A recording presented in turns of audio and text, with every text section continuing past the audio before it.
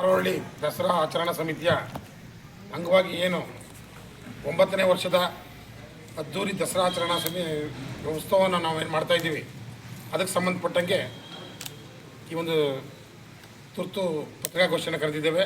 ಈ ಪತ್ರಿಕಾಗೋಷ್ಠಿಗೆ ಬಂದಿರತಕ್ಕಂಥ ನಮ್ಮ ದಸರಾ ಸಮಿತಿ ಅಧ್ಯಕ್ಷರು, ನಮ್ಮ ಆತ್ಮೀಯರಾಗಿರ್ತಕ್ಕಂಥ ಗೌತಮ್ ಗೌಡರಿಗೆ ಸ್ವಾಗತವನ್ನು ಕೋರ್ತಾ, ನಮ್ಮ ಸಂಚಾಲಕರು ಹಿರಿಯರು ಆಗಿರ್ತಕ್ಕಂಥ ಶ್ರೀಯುತ ಮಲ್ಲಪ್ಪನವರಿಗೆ ಸ್ವಾಗತವನ್ನು ಕೋರ್ತಾ, ನಮ್ಮ ರಾಘವೇಂದ್ರ ಸಮಿತಿ ಸದಸ್ಯರು ರಾಘವೇಂದ್ರ ಅವರು ಮತ್ತು ನಮ್ಮ ಜಗನ್ನಾಥ್ ಅವರಿಗೂ ಕೂಡ, ಜಗದೀಶ್ ಅವರಿಗೂ ಕೂಡ ಉತ್ತಮಕ ಸ್ವಾಗತವನ್ನು ಕೋರ್ತಾ, ಬಂದಿರತಕ್ಕಂಥ ನಿಮಗೆ ಎಲ್ಲ ಪತ್ರಕರ್ತ ಮಿತ್ರರಿಗೆ ಸ್ವಾಗತವನ್ನು ಕೋರ್ತಾ, ಏನು ನೀವು ಪ್ರತಿ ವರ್ಷದಂತೆ ಈ ವರ್ಷ ಕೂಡ ಅದ್ದೂರಿಯಾಗಿ ನಾವೇನು ದಸರಾ ಆಚರಣೆ ಮಾಡ್ತಾಯಿದ್ದೀವಿ, ಅದಕ್ಕೆ ಸಂಬಂಧಪಟ್ಟಂಗೆ ಈಗಾಗಲೇ ಇವತ್ತು 3ನೇ ದಿನ ಕಳೆದಿದೆ.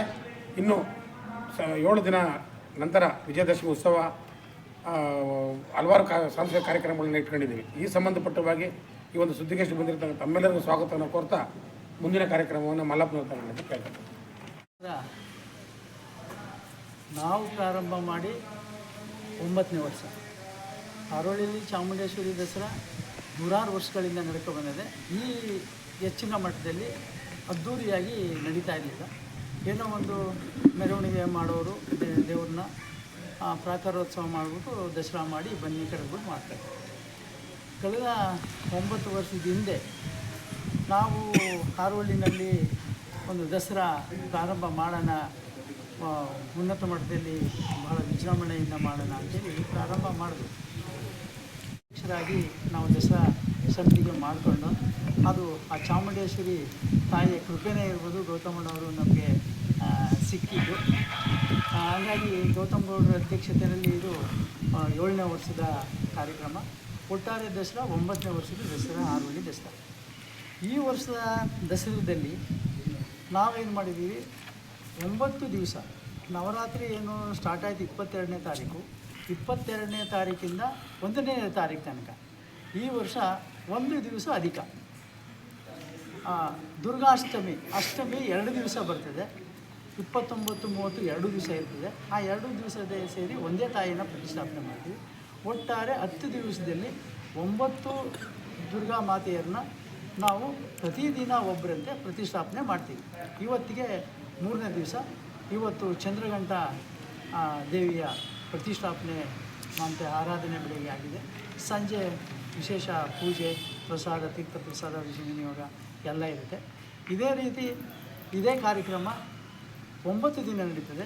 ಮಧ್ಯದಲ್ಲಿ 30ನೇ ತಾರೀಕು ದುರ್ಗಾಷ್ಟಮಿ ಪ್ರಯುಕ್ತ ಹಾರೋಹಳ್ಳಿ ಗ್ರಾಮದ ಅಥವಾ ಹಾರೋಹಳ್ಳಿ ತಾಲೂಕು ವ್ಯಾಪ್ತಿಯ ಎಲ್ಲ ಹೆಣ್ಮಕ್ಳಿಗೋಸ್ಕರ ಕುಂಕುಮಾರ್ಚನೆ ಕಾರ್ಯಕ್ರಮವನ್ನು ನಾವು 30ನೇ ತಾರೀಕು ಇಟ್ಕೊಂಡಿದ್ದೀವಿ.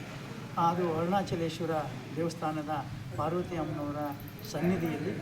ಇದರಲ್ಲಿ ನೂರಾರು ಸಂಖ್ಯೆ ತಾಯಂದರು ಕಳೆದ ವರ್ಷ ಭಾಗವಹಿಸಿದರು. ಈ ಸಾರಿ ತುಂಬ ಹೆಚ್ಚಿನ ಸಂಖ್ಯೆಯಲ್ಲಿ ಭಾಗವಹಿಸಲಿಕ್ಕೆ ಎಲ್ಲ ರೀತಿಯ ಕ್ರಮ ನಾವು ತಗೊಂಡಿದ್ವಿ. ಹಾಗೆ ತಮ್ಮ ಸಹಕಾರನೂ ನಾವು ಕೇಳ್ತಾ ಇದ್ದೀವಿ. ಹಾಗೆಯೇ ಈ ದಸರಾ ಪ್ರಯುಕ್ತ ನಾವು ಸತತವಾಗಿ ರಾಜ್ಯ ಮಟ್ಟದ ಕುಸ್ತಿ ಪಂದ್ಯಾವಳಿಯನ್ನು ನಡ್ಸ್ಕೊಳ್ತಾ ಇದ್ದೀವಿ.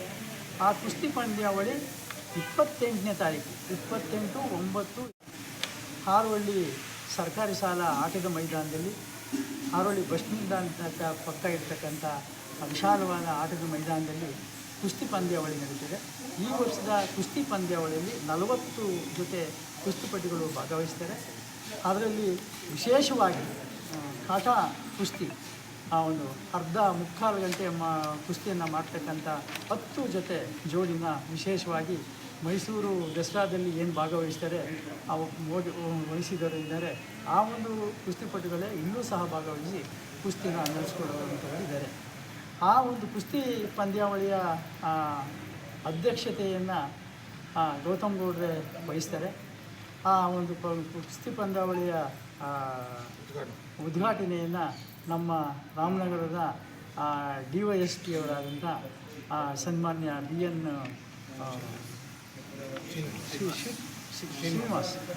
ಶ್ರೀನಿವಾಸ್ ಸಾಹೇಬ್ರನ್ನ ನಾವು ಕರೆದಿದ್ದೀವಿ. ನಾವು ಬರ್ತೀವಿ ಅಂತೇಳಿ ಒಪ್ಕೊಂಡಿದ್ದಾರೆ. ಕುಸ್ತಿ ಪಂದ್ಯಾವಳಿಯನ್ನು ನಮ್ಮ DYSP BN ಶ್ರೀನಿವಾಸ್ ಅವರು ಉದ್ಘಾಟನೆ ಮಾಡಿಕೊಡ್ತಾರೆ. ಹಾಗೆ ನಮ್ಮ ಸಮಿತಿಯ, ನಮ್ಮ ದೇವಸ್ಥಾನದ ಧರ್ಮದರ್ಶಿ ಸಮಿತಿ ಅಧ್ಯಕ್ಷರಾದಂಥ ಆದಿತ್ಯ ರಸರಂಜನ್ ಅವರು, ನಮ್ಮ ಧರ್ಮದರ್ಶಿ ಸಮಿತಿ, ಜೀರ್ಣೋದ್ಧಾರ ಸಮಿತಿ,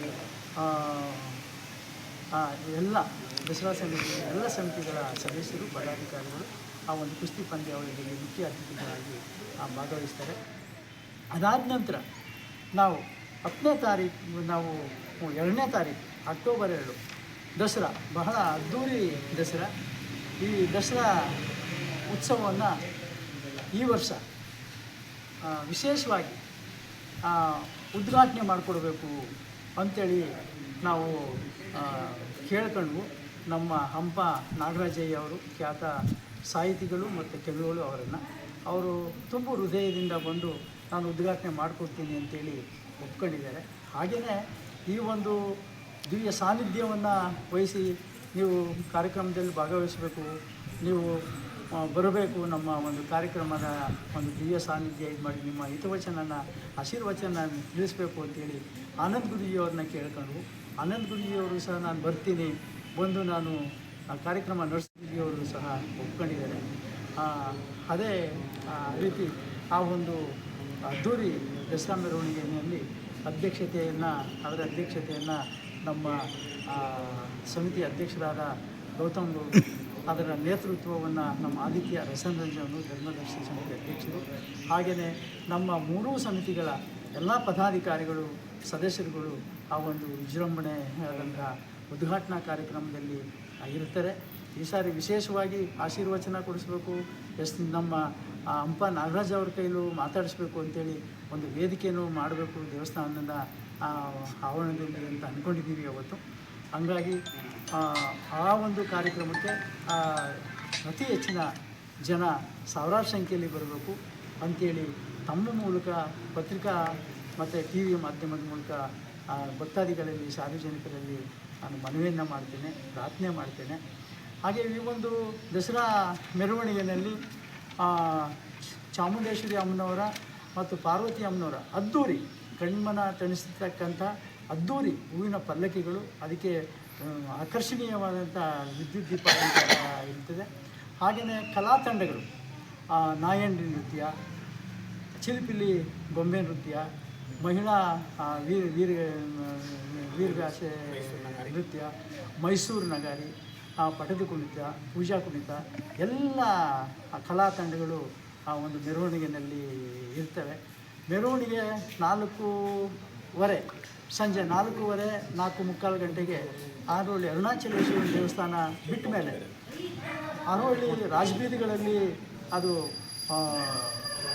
ಹೋಗಿ ಆರೋಹಳ್ಳಿ ಚಾಮುಂಡೇಶ್ವರಿ ದೇವಸ್ಥಾನ ತಲುಪುವಷ್ಟೊತ್ತಿಗೆ 8 ಗಂಟೆ ಆಗ್ತದೆ. 8 ಗಂಟೆಯಿಂದ 8:15 ಟೈಮ್ಗೆ ಚಾಮುಂಡೇಶ್ವರಿ ದೇವಸ್ಥಾನದ ಆವರಣದಲ್ಲಿ ಬನ್ನಿ ಪೂಜೆನ ಮಾಡಿ, ಬನ್ನಿ ಕಟಾವನ್ನು ಮಾಡಿ ಒಂದು ಕಾರ್ಯಕ್ರಮವನ್ನು ಮಾಡ್ತೀವಿ. ಆ ಒಂದು ಕಾರ್ಯಕ್ರಮನ ಅದಾದಮೇಲೆ 8:30 ರಾತ್ರಿ 8:30ಯಿಂದ ಒಂದು 9:30 ಟೈಮಲ್ಲಿ ನಮ್ಮ ಜಿಲ್ಲೆಯಲ್ಲೇ ನಡೀದೇ ಇರುವಂಥದ್ದು ಈ ಒಂದು ಅದ್ಭುತವಾದಂಥ, ಅಮೋಘವಾದಂಥ ಮದ್ದುಗುಂಡು ಬಾಣ ಬಿಡಿಸುವ ಒಂದು ಕಾರ್ಯಕ್ರಮ ಹಾರೋಹಳ್ಳಿ ಬಸ್ ಸ್ಟ್ಯಾಂಡ್ನಲ್ಲಿರ್ತಕ್ಕಂಥ ಹಾರೋಹಳ್ಳಿ ಸರ್ಕಾರಿ ಶಾಲಾ ಆವರಣದಲ್ಲಿ ರಾತ್ರಿ 8:30ಯಿಂದ 9:30 ಅವಧಿಗೆ ನಡೀತದೆ. ಈ ಒಂದು ಅದ್ಭುತವಾದಂಥ, ಅಮೋಘವಾದಂಥ ಒಂದು ಕಾರ್ಯಕ್ರಮವನ್ನು ಜನ ಭಕ್ತಾದಿಗಳು ನೋಡಬೇಕು ಅನ್ನೋದು ನಮ್ಮ ಮಹತ್ವಾಕಾಂಕ್ಷೆ. ಅದು ವಿಶೇಷ ಏನಂತಂದರೆ ಒಂದು 25 ರಾಕ್ಷಸ ಒಂದು 100-200 ಮೀಟ್ರು ದೂರದಲ್ಲಿ ನಿಂತಿರ್ತಾನೆ. ಚಾಮುಂಡೇಶ್ವರಿ ಅಮ್ಮನವರ ಕೈಯಿಂದ ಬಾಣ ಹೋಗಿ ಆ ಒಂದು ಅಂಧಕಾಸುರನಿಗೆ ಹೊಡಿತದೆ. ಅದು ಸ್ಫೋಟ ಆಗ್ತದೆ. ಆ ನಂತರ ಎಲ್ಲ ಏನೇನು ಅರೇಂಜ್ ಮಾಡಿರ್ತೀವಿ ಎಲ್ಲ ಮದ್ದು ಗುಂಡು ಬಾಣ ಬಿಡಿಸು ಎಲ್ಲ ಒಂದು 1/2-3/4 ಗಂಟೆ ಆ ಒಂದು ದೃಶ್ಯನ ನೋಡಲಿಕ್ಕೆ ಚೆಂದ, ಅದನ್ನು ಮರೆಯಕ್ಕಾಗದಿರ್ತಕ್ಕಂಥ ದೃಶ್ಯ. ಹಂಗಾಗಿ ಇಷ್ಟೆಲ್ಲ ಕಾರ್ಯಕ್ರಮವನ್ನು ನೋಡಲಿಕ್ಕೆ ಜನಗಳು ದಯಮಾಡಿ ದೇವಸ್ಥಾನಕ್ಕೆ ಬರಬೇಕು, ಇದಕ್ಕೆ ಪ್ರೋತ್ಸಾಹ ಕೊಡಬೇಕು, ಭಾಗವಹಿಸಬೇಕು.